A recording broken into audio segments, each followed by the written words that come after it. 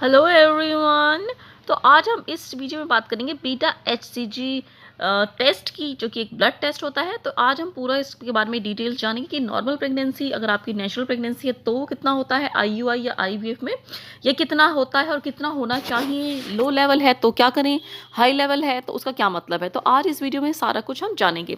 तो चलिए video start करते हैं। तो देखिए बीटा एचसीजी क्या होता है। बीटा एचसीजी एक हार्मोन है जो कि आपका जो प्लेसेंटा है वहाँ से निकलता है। और अब प्लेसेंटा क्या होता है, देखिए जहाँ पर आपका भ्रूण जो एम्ब्रियो होता है आपकी जो मदर के यूट्रस की लाइनिंग पे चिपकता है, यानी कि आपकी बच्चेदानी की दीवार पर जब आपका भ्रूण चिपकेगा तो वहाँ पर जो जिस चीज़ से वो चिपकता है उसे प्लेसेंटा कहते हैं। और वहाँ से आपका जो बीटा एचसीजी का जो हार्मोन है वो रिलीज़ होता है। अब ये क्यों निकलता है वहाँ से, तो देखिए ये दूसरे हार्मोन को निकालने के लिए रिलीज़ होता है, यानी कि जो प्रोजेस्टेरोन हार्मोन है जो कि प्रेगनेंसी का मेन हार्मोन है। तो प्रोजेस्टेरोन हार्मोन क्या करता है, आपकी बॉडी की जो प्रेगनेंसी जो होती है कि जो यूट्रस की जो दीवारें होती है, बच्चेदानी की दीवारें जहाँ पर जो एम्ब्रियो चिपका हुआ है उसको टूटने से रोकता है। तो वो हार्मोन निकालने के लिए आपका जो बीटा एचसीजी हार्मोन है वो जो प्लेसेंटा है इसे निकालता रहता है। तो जो ये लेवल है बीटा एचसीजी है, इसको एक रेगुलर इंटरवल पे इसको बढ़ते रहना चाहिए, यानी कि हर 2 से 3 दिन में ये डबल हो जाना चाहिए इसकी वैल्यू, ताकि इसकी प्रोजेस्टेरोन जो हार्मोन जो ये जिसकी वजह से निकलता है वो आपकी जो दीवारों को वो है सपोर्ट करता रहे, वो आपकी प्रेगनेंसी को सपोर्ट करता रहे। तो अगर ये लेवल कम हो जाता है तो आपकी प्रेगनेंसी मिसकैरेज हो सकती है, यानी कि आपको अबॉर्शन हो सकता है, आपका गर्भपात हो सकता है। तो इसलिए बहुत इंपॉर्टेंट हार्मोन होता है। तो जो हम यूरिन प्रेगनेंसी टेस्ट करते हैं उसमें भी इसी हार्मोन को जो है चेक किया जाता है। अगर ये हार्मोन होता है आपके यूरिन में तो वो जो 2 लाइनें जो है वो आ जाती हैं। अब हम बात करते हैं कि इसकी वैल्यू कितनी होती है। देखिए मैं अभी पिक्चर लगा देती हूँ। इसकी ये स्टैंडर्ड वैल्यू है अगर आपकी नेचुरल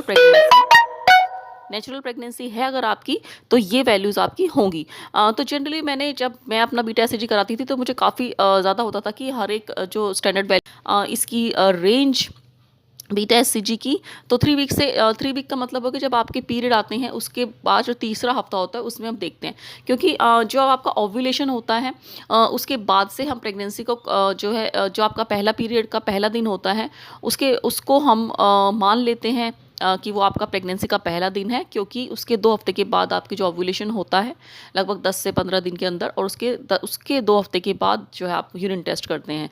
तो हम इसको मान के चलते हैं कि ये तीसरा हफ्ता है या चौथा हफ्ता है। तो इस तरीके से हम प्रेगनेंसी को काउंट करते हैं, यानी कि आपका जब लास्ट पीरियड आया था वो आपका पहला दिन है प्रेगनेंसी का। तो इस तरीके से आ सकते हैं, वो लेवल कम आ सकता है अगर आपका एम्ब्रियो जो है वो लेट चिपका हुआ होता है, तो उसकी जो वैल्यू है अगर आप बीटा एचसीजी टेस्ट करवाते हैं उसमें लो वैल्यू आ सकती है। ऐसे में डॉक्टर्स आपका हर दूसरे या तीसरे दिन आपका जो है वो रिपीट करता है बीटा एचसीजी, और वो आपका डबल हो जाना चाहिए हर दूसरे या तीसरे दिन पर। तो आपकी जो प्रेगनेंसी है वो वायबल होती है, यानी कि वो सही होती है, हेल्दी होती है, यानी कि स्वस्थ होती है। अब हम बात करते हैं अगर आप आईयूआई या आईवीएफ आपने ट्रीटमेंट लिया है तो इसमें हम कैसे चेक करेंगे। तो देखिए आईयूआई और नेचुरल प्रेगनेंसी सेम होती हैं, क्योंकि आपने जो आईयूआई जो होता है उसमें हम कुछ ज़्यादा करते नहीं, इसमें सिर्फ एग को हम आर्टिफिशियली इंजेक्शंस देकर या दवाइयाँ देकर निकाला जाता है। बाकी प्रेगनेंसी की प्रोसेस सेम रहती है, तो उसमें भी सेम वैल्यू होगी जैसी आपकी नेचुरल प्रेगनेंसी में आई है, यानी कि आपका कम से कम 5 से ऊपर आना चाहिए जो है बीटा एचसीजी का वैल्यू। अगर आपकी आईवीएफ आपने करवाया है तो इसमें डिफरेंट हो जाती है, क्योंकि इसमें आपका एम्ब्रियो ऑलरेडी बन गया होता है। अगर वो 5 दिन का है तो 5 दिन बन चुके होता है, या 3 दिन का है तो भी आपका एम्ब्रियो जो बन चुका होता है। उसके 15 दिन बाद हम चेक करेंगे तो उसकी वैल्यू बहुत ज़्यादा आती है, तो वो आपको 1 या 5 से ऊपर होगी तो वो नहीं होगा, वो नेगेटिव होता है। तो उसमें कम से कम वैल्यू अगर आपकी आईवीएफ है तो कम से कम 80 आपका, यानी कि 80 आपका होना चाहिए, और उसमें भी आपको डबल होता रहना चाहिए हर दूसरे या तीसरे दिन। और अगर आपको कंफर्म देखना है कि आपका है नहीं तो कम से कम आपकी वैल्यू 200 से ऊपर होनी चाहिए, तो आप कंफर्म मान लीजिए कि आपकी प्रेगनेंसी है। लेकिन अगर आपका 200 से कम है और 80 से ऊपर है तो अब आपको वेट करना पड़ेगा, आपको जो है बीटा एचसीजी को जो है वो आपको चेक कराता रहना पड़ेगा 2 से 3 बार हर दूसरे तीसरे दिन, जिससे कि आप पता लग सके कि आपकी प्रेगनेंसी हेल्दी है, एक्टोपिक नहीं है। तो यहाँ पर मैंने बात करी एक्टोपिक प्रेगनेंसी की, तो इसमें आपका क्या होता है, इसमें आपके लेवल्स कम आ जाते हैं। तो अब हम सारी बात करेंगे जब आपके जो एचसीजी के लेवल है ये लो कब आते हैं। तो सबसे पहले एक्टोपिक प्रेगनेंसी की बात कर लेते हैं।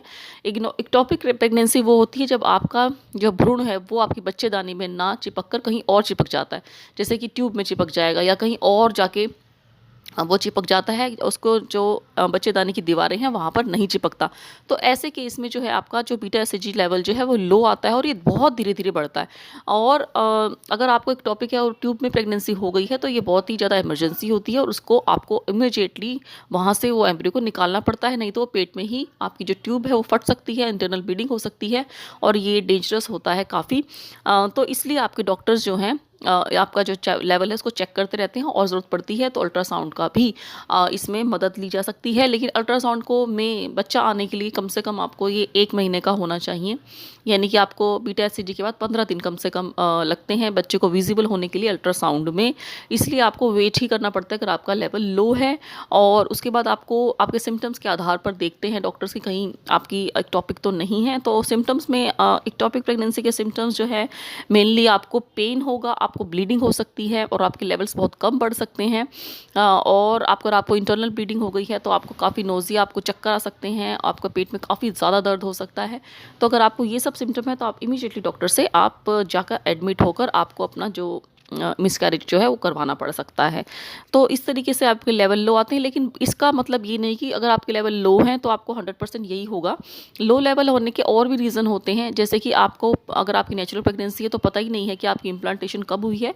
कई बार इम्प्लांटेशन काफ़ी लेट होती है तो आपका लेवल लो आ सकता है, तो इसमें कुछ नहीं करना होता, बस आपको वेट करना होता है। तो इस तरीके से होता है। और कई बार आपको मिसकैरेज होता है, नेचुरल मिसकैरेज भी हो जाता है कि बच्चे की ग्रोथ जो है रुक गई है तो आपकी जो है लो आता है। तो उसमें भी अगर आपको पीरियड्स आ गए हैं तो वो कई बार अपने आप ही जो है मिसकैरेज हो जाता है। कई बार तो पता भी नहीं लगता, लेडीज़ को टाइम पे पीरियड्स आ जाते हैं तो ऐसा लगता है कि पीरियड्स हैं, बट वो मिसकैरेज होता है। तो इस क्योंकि बच्चे की ग्रोथ रुक गई होती है और वो बच्चा जो है वो मिसकैरेज होकर सारा का सारा टिश्यू बाहर आ जाता है। तो उस केसेस में भी कुछ ज़्यादा कुछ करना ही नहीं पड़ता, लेकिन आपका अगर प्रॉपर मिसकैरेज हुआ है और अगर वहाँ पर पीसेस जो है रह गए हैं तो आपको सर्जिकली उसको रिमूव करना पड़ता है, यानी कि आपको ऑपरेशन करवा के वो जो बच्चा। तो देखिए, घबराने की बात नहीं होती, हमेशा ऐसा नहीं होता। अगर आपका लो आया है तो उसमें हमेशा आपको वेट करना है और पॉजिटिव रहना है और आपको बस यही लगना चाहिए कि आपका जो है वो ग्रो हो जाएगा नॉर्मली। तो मैंने जैसे बताया आपको कि कई बार जो है इम्प्लांटेशन लेट होने की वजह से वो जो है आपका लो आ सकता है। अब हम बात करते हैं आईयूआई या आईवीएफ में। तो आईयूआई में भी सेम रहेगा कि आपका अगर इम्प्लांटेशन लेट हुई है तो आपका जो है लो आ सकता है एचसीजी। अब आईवीएफ की बात करते हैं। देखिए, आईवीएफ में थोड़ा सा डेंजरस हो जाता है अगर आपका लो आता है, खासकर अगर आपका 80 से कम आया है तो उसमें चांसेस रहते हैं कि आपका मिसकैरेज हो जाएगा या वो ऑलरेडी मिसकैरेज हो गया होता है। अच्छा होता है अगर आपका 80 से ऊपर आता है लेकिन 200 से कम है तो उसको लो माना जाएगा। तो उसमें आपको जो है वेट करना होगा और उसमें आपको या तो 3 दिन में आपको रिपीट करना होता है और उसके बाद आपको अल्ट्रासाउंड से ही ये कंफर्म होता है कि वो जो है प्रेगनेंसी हेल्दी है या नहीं है। करते हैं, अगर आपका हाई आ रहा है यानी कि 1000 से ऊपर आ रहा है, तो अगर आपकी नेचुरल प्रेगनेंसी और 1000 से ऊपर आ रहा है तो आपको 100% ट्विंस होंगे, या फिर उससे ज़्यादा भी हो सकते हैं। और अगर आईयूआई है और आपका तब भी 1000 से ऊपर आ रहा है तब भी आपके चांसेस हैं आपके ट्विंस वगैरह या फिर ट्रिपलेट्स होने के। लेकिन अगर आपने आईवीएफ करवाया है तो अगर आपका 1000 से ऊपर है तो आपको सिंगल भी हो सकता है और डबल भी हो सकता है। अगर आपका 2000 से ऊपर आ रहा है आईवीएफ में तो आपके चांसेस आपको 1500 से या 2000 तक आता है तो, या उससे ज़्यादा आता है तो आपको ट्विंस प्रेगनेंसी होगी या